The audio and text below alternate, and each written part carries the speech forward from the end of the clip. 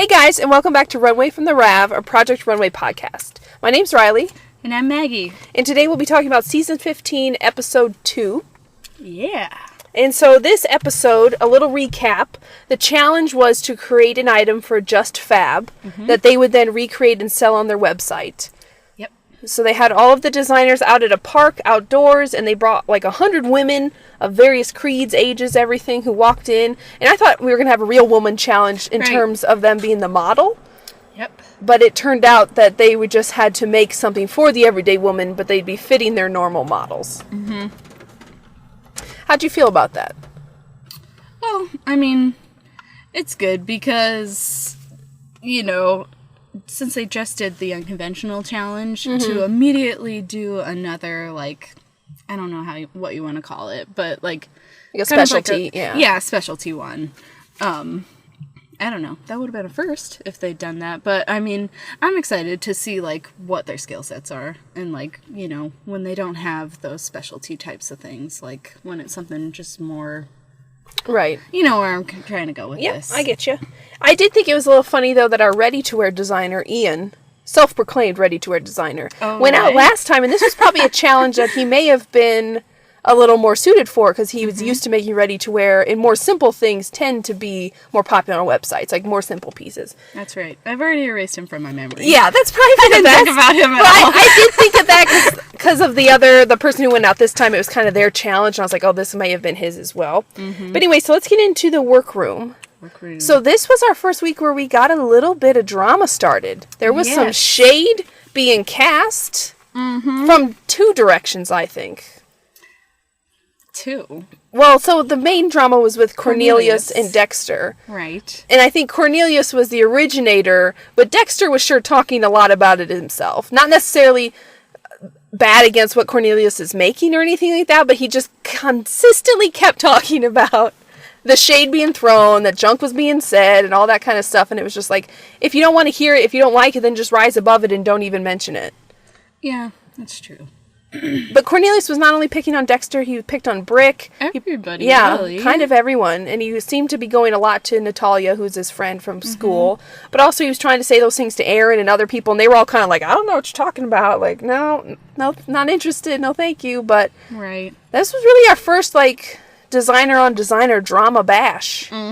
So it'll be interesting to see how that develops throughout the season, if it becomes kind of, you know, like a Sam Keeney drama where the whole season long you just have this constant tension and no one's speaking about the problem. So we'll see. Hopefully it all peters out and people just get over it. But also, hopefully one of them pays, I hope that doesn't happen. The whole Sam Keeney style thing. Yeah, let's hope they can rise above. Right. What other were there any other things in the workroom that you remember that stood out to you? Not a whole lot. I mean, still, I guess on the Cornelius thing about how now he's so dead set, like he doesn't want to be safe. Oh, right. He's gotta only be in the top. Yes. Until Tim suggests him to do something, Cornelius says, yep, that'll make me safe, and then he goes and does exactly that. Which is not a bad strategy. Staying safe for a while till a lot of the chaff of the competition is out, and then you start rising above. We've seen people try to do that before, and it probably is a pretty good method if you want to stay in the long game. Right.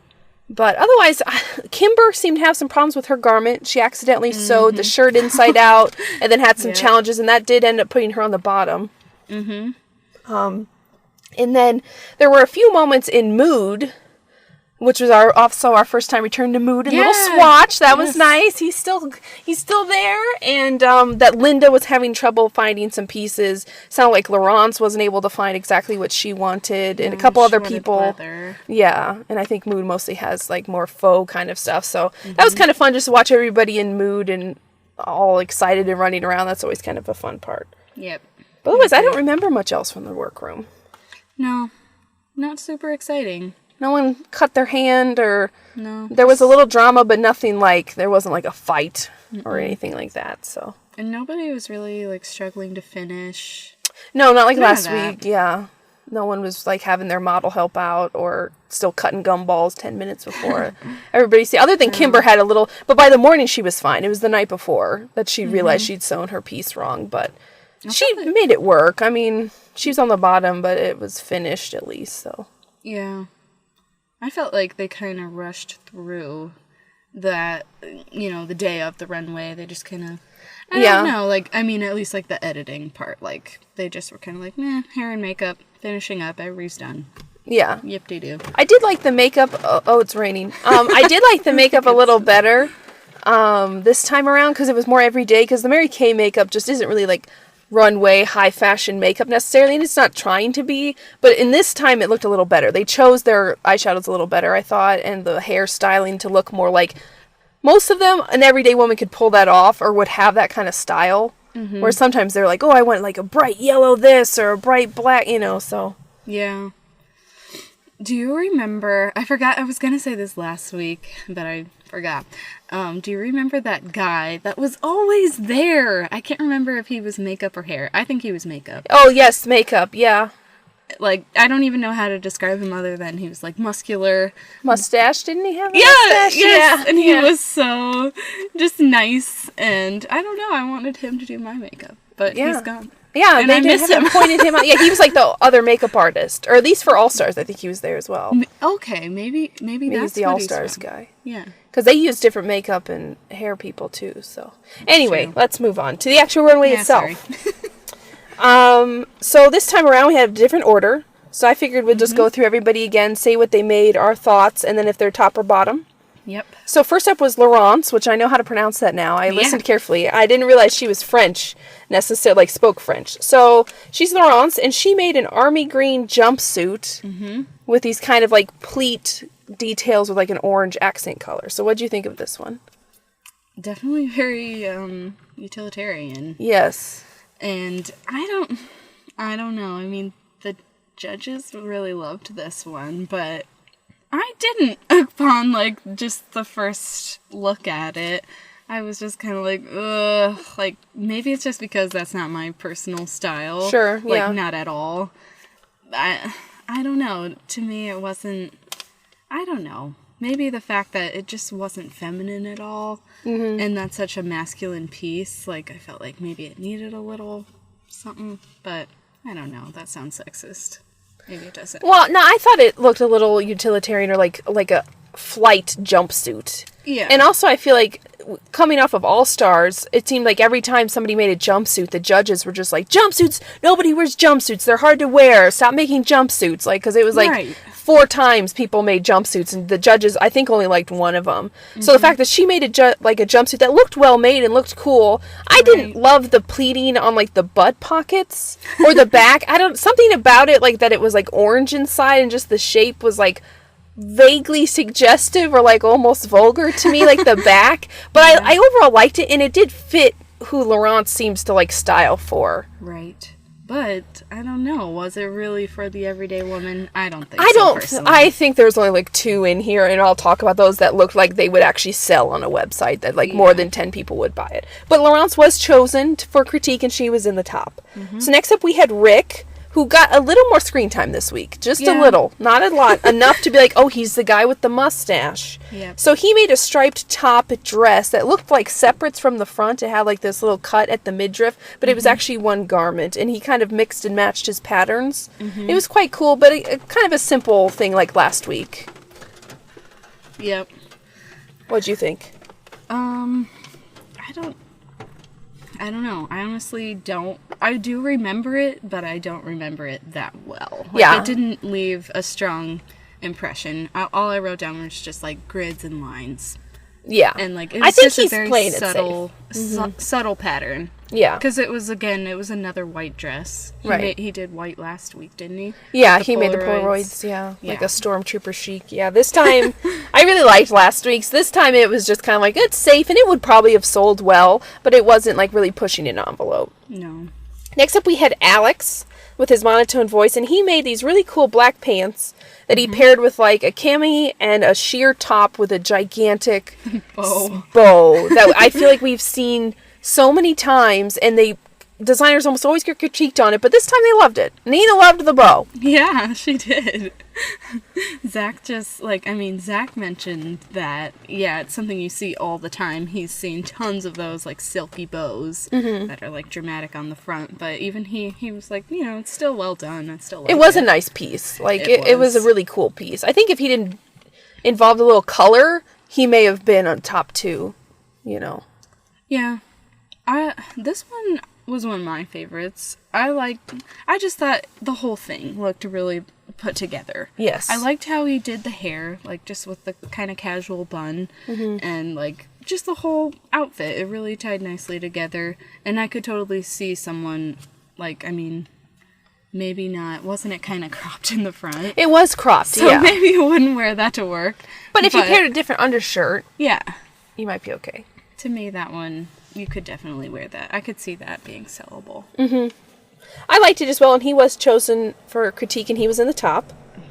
Next up, we had Jenny with the infamous laugh, and this is the second episode in a row that we've gotten a laugh montage. So I just wonder, is that going to be every episode, or are they kind of done? Because we did get more backstory this time. So we got some backstory throughout the episode of Laurence, of Linda, a little more of Jenny, and a couple other characters that we just saw now that we've only lost one, but that's still more people that we can, more time to spend on other designers. So Jenny made this tan jumpsuit with, like, this really odd patterned, like, sweater jacket, and it had a drop crotch, like Aladdin style. Like, those pants ended, like, 3 inches above the floor. Now, I didn't hate the vibe it gave off. It's just not my style. What'd you think? Same. Yeah. And for this challenge, I didn't think it was right. No. Like, who could wear that? And, like, I don't know. I feel like her style's coming out, too, already. Because this look reminded me a lot of what she made last week. And it was even kind of the same color palette, too, wasn't it? Similar, yeah. Yeah. And the same type of, like, fuzzy jacket. Furry. Yeah. She reminds me a lot, her style, of Kelly from the Deli, who we both loved, but who sometimes made things that it was like, wow, that's a little out there. And maybe for this challenge, not quite right, but it did make a statement. Yeah. A big tan pants it had, like, statement. a little bit of blush. Yes, and maybe it was a jumpsuit and not pants. It was hard to tell. Yeah. So next up was Kimber, who we mentioned had some trouble with her top. She ended up making denim pants and then a crop top out of, like, this blue and white fabric. What did you think of this one? Not my favorite. To me, this one read kind of old. Like, not old, but I could see, like, I don't know, my mom liking this. Yeah. I could never see someone, like, I don't know, in their 20s wanting to wear it. Yeah. It was Maybe I would say never, but yeah. I don't know. It was a bit of an odd, because it had high-waisted, like, denim pants, but then the crop top basically just flowed away. So if you had, like, a bigger bust, or if you had, like, a belly or something like that, it would look very odd, I think. It was just weirdly proportioned. Like, I didn't hate the pants, and there was a nice pocket detail where they were lined with the shirt fabric, but it was odd, and then unfortunately, because she had to re-sew it, it was curling a little, and she was chosen for critique in the bottom. Right. So next up we had Linda, that we got some more details on Linda. Yep. And she made a gray knit dress with this sheer, she called it kimono over top, but it just looked like an organza jacket to me. Very long, kind of frayed. This was a total miss for me. Yeah, same here. Although I gotta say, when she had it on the mannequin, when she was showing Tim, and she hadn't done that cutout yet, or, like, done any fitting on the model, I was like, okay, I actually kind of like this. Like, this looks kind of cool. But then she did the cutout, and it got all stretched out like that. I don't think it was the shape she really intended. No, it was much larger than I think she thought. And then, like, plus, too, she said the dress was, like, very big on her model, so then she had to redo all that. Yeah, which stretches it out. And then hanging it instead of folding it. Yeah. But I think that just comes from her. She didn't go to design school, I don't think, and she's kind of like switching her career, so she maybe just isn't as familiar with fabrics and how they work. And then she did mention in Mood that she was like, I think, a dog chasing squirrels or something. She's like, I just kept seeing different things, so I had no backup plan, and that was kind of obvious. But then her jacket, which was like the kimono, oh my gosh, was like the main piece. That was just, it did not look finished. No, I'm with Zach when he was like, burn it. It's like, when Heidi said, put the jacket back on, and he's like, or don't.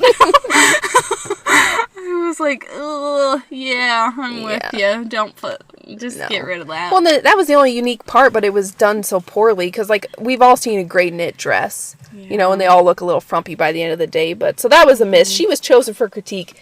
Definitely in the bottom. Yeah. So next up, we had Natalia. And she made a jacket, like a really big black jacket with leggings and then like a sporty kind of top. Back. Yeah, and it was like blue and black, and then halfway through the runway, her model like unzipped it and wore it like half down on the arms. But she only unzipped it part of the way. Yeah, it was a huge jacket. Weird. Yeah, it was like 4 times the size of the model. Yeah, I guess you'd have to bend down to like unzip it. Yeah, it was very, and then she just wore the jacket like half on, half off. That was a weird way to present it. I don't know. Yeah, not my favorite. No. And it wasn't even our only gigantic jacket. No, it wasn't. There's another one coming up. Yeah.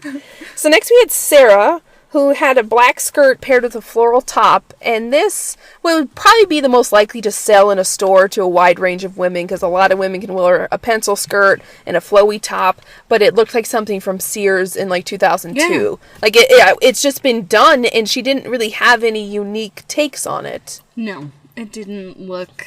I don't know, there was no, like, design flair or anything. It was just, like, anything you could just pick up. And I wonder if, like, I don't remember her at all, like, barely, and she got some talking time this episode, but I barely remember her, and her outfits are just as, like, just kind of, they're there, you did something, but nothing amazing. But I'm sure if you were to produce them, they'd probably sell a ton, because they'd fit a lot of women, but for the challenge, that's probably fine, but it's a fashion competition, like, you made a pencil skirt and a top. I put her, actually, I thought maybe she should have been in the bottom. Yeah? That was, my only extra note on that one. Pretty weak. Just because, of the lack of design, fashion stuff. Okay. So next up we had Ma Jing, who made an all denim dress, and then he had a different fabric, and I think he made a handbag with his alternate fabric, that orangey red. I think, I'm not sure if that was a Just Fab piece or if he made that, but again, I just like to point out, like, custom accessories. So what do you think of the denim dress? This one, my favorite. Okay. I mean, our listeners may not know, but I've got a real love for denim. She does. And so this one really spoke to me. I loved it. I thought it was awesome. I thought it was cool. What do you think? I did. Well, I kind of called him out last episode that even though I wasn't in love with his crinkled magazine look, that what he made looked cool from far away, and he could obviously construct something neat. And I thought we saw that better this time. And now we have another denim lover, kind of like Keeney. Yeah. So hopefully he only relies on it in, key moments, and it isn't a one-note denim guy. But I thought he pulled it off. Me too. I loved it. And to me, this one, I think it would have been a big seller. Yeah, definitely. And, like, super wearable. That could work for all different kinds of body types. Yeah, and dresses are really easy to make different sizes. We'll get to who won in a little bit, but, like, some of those things, maybe it's easier to make a dress in multiple sizes and still look decent on different body shapes and sizes versus some other things. So I agree. I was really surprised he wasn't chosen for the top, because I thought it was cool and I thought it was easily recreatable. But I'm not familiar with Just Fab, so maybe they do have really weird avant-garde kind of fashion. I don't know. So next up we had Cornelius, who made a black and white striped mixed with green, like houndstooth fabric dress thing. I like just the pause there. It may have been separates, but it looked like one piece, but it was so incongruent. Like, the colors I could not. No. I hated. All I wrote down was, it clashes. Yes. And not in a good way. It was like, no. I thought, like, it looked like it was well made, but those patterns together. Those patterns were off. It didn't make any sense. No, especially when it's coming from somebody, like, I'm going to judge you harder if you've got a bad attitude and you're constantly putting other people down for their designs, and then you waltz this thing down the runway. It's just like, sorry, nope, no. Moving on from Cornelius. Tasha, who we didn't get to see quite as much of this episode, which was a bit of a bummer, but she made a navy skirt and top. To me, it was kind of cool, but it also kind of looked like they'd been in, like, a bear fight. Yeah. Or she'd worn it a lot. Like, it was kind of looked tattered. And I think she meant it to look that way, but to me, it was a bit of a miss. Yeah, same. I was kind of worried for her. I thought she might be on the bottom. Yeah. I think the styling saved her. Yeah, 'cause she did, like, the little beanie and she really shoes, cool shoes, so. But, yeah. Come on, Tosh. Not much to say about that one. You gotta stay in. We love you. So next up we had Brick, who made another funky pant. He made a patterned pant and then a gray blazer. Mm-hmm.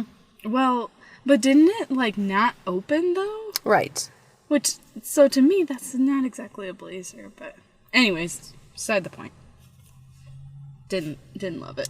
Didn't love it. The blazer was neat, but I feel like I've seen that pattern before. Mm-hmm. And then the pants to me looked like pajama pants. Yeah. And he was trying to be like, this is like a businesswoman. I'm like, nobody's going to wear pants like that to a business meeting. No. No, I didn't think they were as horrible as Nina was, like, making them seem. Yeah. But, like, I didn't hate them that much. But, I don't know.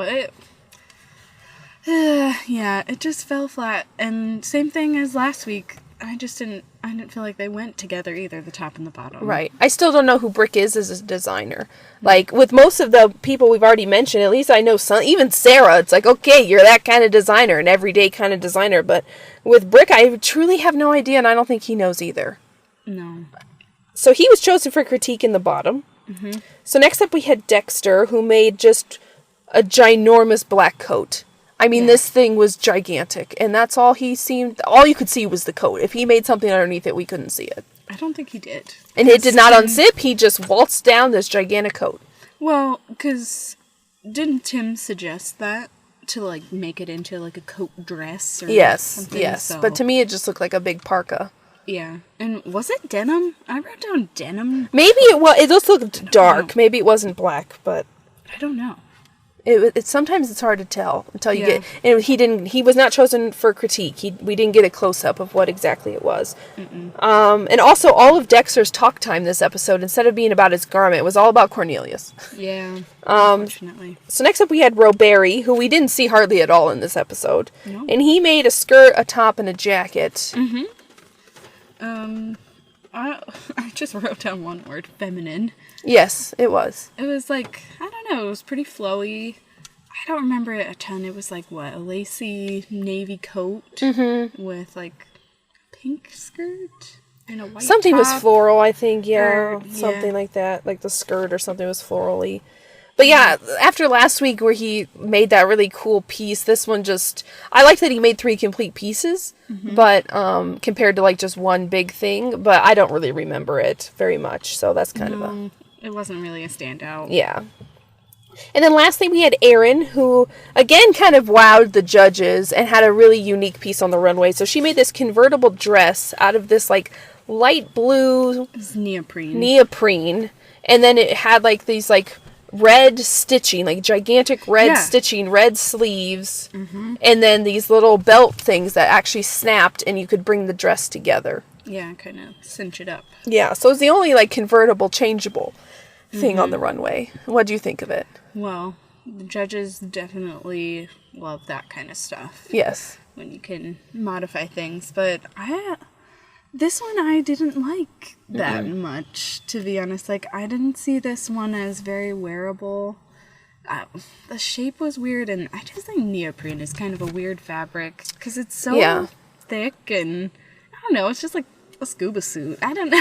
Well, and it was huge. It was like a tent dress style. Yeah. And then... And the color combination I thought was kind of strange. I thought it was a little childlike. Yeah. With that light blue and vibrant red, like primary colors. And then the fact that you could see the red stitching just seemed like this is a smock for children or pregnant women.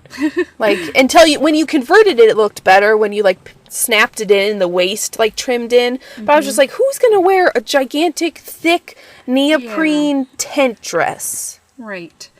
And, like, I was kind of with Tim, too, on, like, where she put the sequins on the part the little belt part or whatever you want to call that. I didn't think she really needed that, either. No. It was just a lot.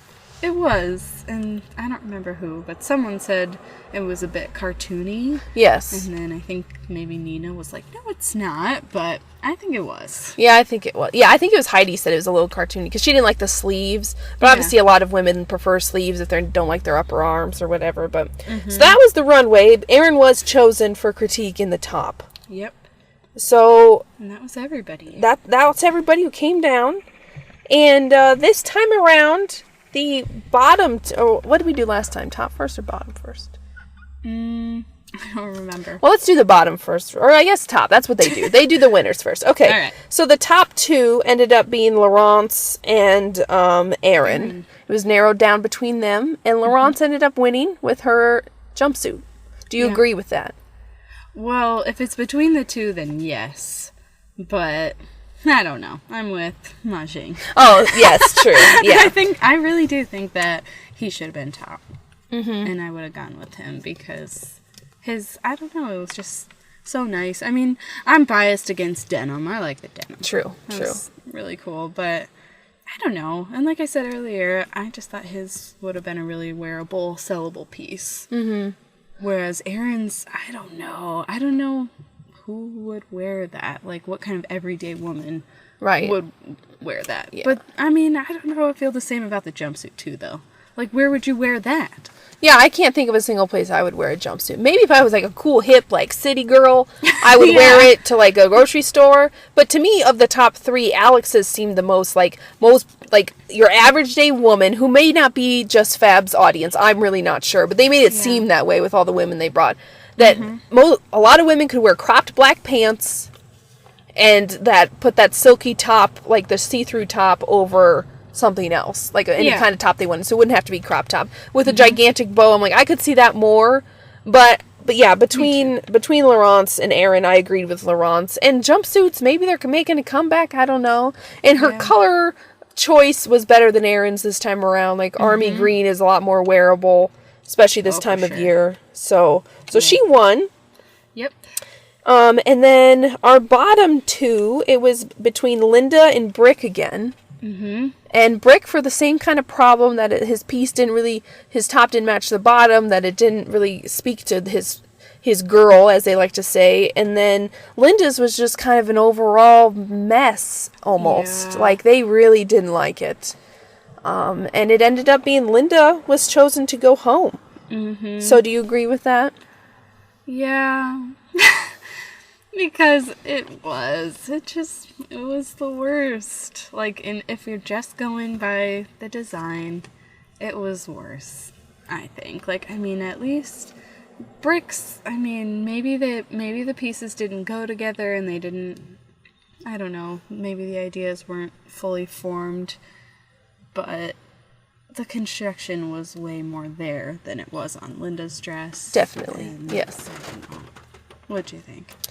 I'm sad to see Linda go because I like the Outliers. And she's like, I think, early, mid-50s mom who's going back, used to be a newscaster, coming back to be a designer. And so I kind of like that. She also looks a little like Lucy Lawless, at least in Parks and Recreation, like that version of Lucy Lawless. So... And it was a bit of a bummer, and we got to learn more about her, I guess I should say, this episode. And that's how you kind of know when you're going to get the death knell. But I also think, because I've seen on this particular show, again and again, cumulative judging, that the fact that Brick made 2 misses that were almost identical in the way that he failed to deliver. Whereas Linda last time at least made something fine that was obviously safe, that it's like, hers was the weaker piece this week, but I've seen people go home before because of cumulative decisions, or people win or something like that based off their entire thing, not one piece. So that was a little bit of a I would have rather had Linda stay. At least hers showed more creativity with like this weird organza kimono, but yeah. But either one of them could have gone home and I would be fine. Like, I'm over Brick and his man bun. And honestly, Linda, it's like, well, she probably wasn't going to win. No. Being somebody who's not a designer or didn't go to school, like, for a long time. So it's like, well, I guess sooner rather than later in this instance, so. Right. And I don't think Brick's going to be around much longer. No. If he makes another... garment like this, I think he'll definitely be out next week unless someone really drops the ball, kind of like Linda did. So that's pretty much the show. Do you have any final thoughts? No.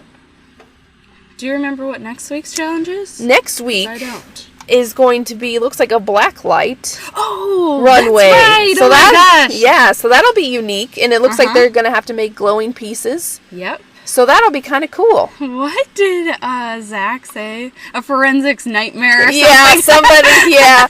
I think the critiques will be fun because so many things look one way in the light, and then when you turn the lights off, and yeah, it'll be interesting to see what materials they get to use and things like that. I don't think there's ever been even like a nighttime runway, really, like with lowered lights, let alone an actual like black light, glow-in-the-dark runway. I don't think so. There's been a rainway, a windway.